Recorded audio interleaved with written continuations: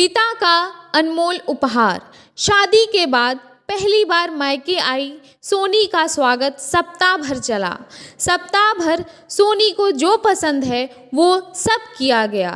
वापस ससुराल जाते समय पिता ने सोनी को एक अति सुगंधित अगरबत्ती का पैकेट दिया और कहा कि बेटी तुम जब ससुराल में पूजा करोगी तब यह अगरबत्ती जरूर जलाना। माँ ने मंद स्वर में कहा, बिटिया पहली बार मायके से ससुराल जा रही है तो भला कोई अगरबत्ती जैसी चीज़ देता है। पिता ने झट से जेब में हाथ डाला और जेब में जितने भी रुपए थे वो सब बेटी को दे दिया।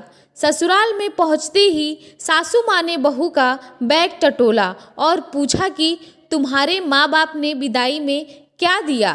कुछ विशेष न मिलने पर उनकी नज़र अगरबत्ती के पैकेट पर पड़ी। गुस्से में सासू माँ ने मुंह बनाकर बहू को बोला कि कल पूजा में यह अगरबत्ती लगा देना। सुबह जब सोनी पूजा करने बैठी तो अगरबत्ती का पैकेट खोला तो उसमें से एक चिट्ठी निकली जिसमें लिखा था, बेटी यह अगरबत्ती स्वतः जलती है मगर पूरे घर को सुगंधित कर देती है। इतना ही नहीं, आसपास के पूरे वातावरण को भी अपनी महक से सुगंधित एवं प्रफुल्लित कर देती है। हो सकता है कि तुम कभी पति से कुछ समय के लिए नाराज हो जाओगी या कभी अपने सास ससुर जी से रूठ जाओगी, कभी देवर या ननद से भी रूठ जाओगी, कभी तुम्हें किसी से बातें सुननी भी पड़ जाएं या फिर कभी अड़ोस पड़ोसियों के बर्ताव पर तुम्हारा दिल खट्टा हो जाए।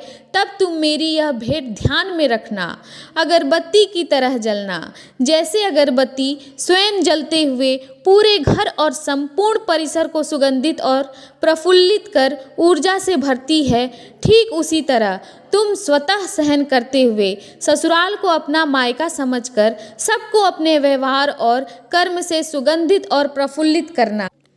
सोनी चिट्ठी पढ़कर जोर जोर से रोने लगी। सासू माँ दौड़कर आईं। पति और ससुर जी भी पूजा घर में पहुँचे जहाँ बहू रो रही थी। पति ने पूछा, अरे हाथ में मोच आ गया क्या? फिर ससुर जी बोले, क्या हुआ यह तो बताओ। सोनी की सासू माँ आसपास के सामान में कुछ है क्या यह देखने लगी तो उन्हें पिता द्वारा सुंदर अक्षरों में लिखी हुई चिट्ठी नजर आई। चिट्ठी पढ़ते ही उन्होंने सोनी को गले से लगा लिया और चिट्ठी ससुर जी के हाथों में दी। चश्मा न पहने होने के वजह से चिट्ठी बेटे को देकर पढ़ने के लिए कहा। सारी बात समझते ही पूरा घर स्तब्ध हो गया।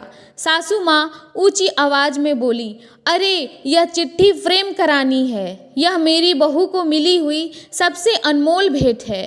पूजा घर के बगल में ही इसकी फ्रेम होनी चाहिए और फिर हमेशा वह फ्रेम अपने शब्दों से पूरा घर और अगल बगल के वातावरण को अपने अर्थ से महकाती रही। क्या आप भी ऐसे संस्कार अपनी बेटी को देना चाहते हैं? बेटियां दो कुलों को महकाती हैं। आपको मेरी कहानी अच्छी लगी हो तो लाइक और शेयर करें। चैनल को अभी तक सब्सक्राइब नहीं किया है तो सब्सक्राइब कर लें।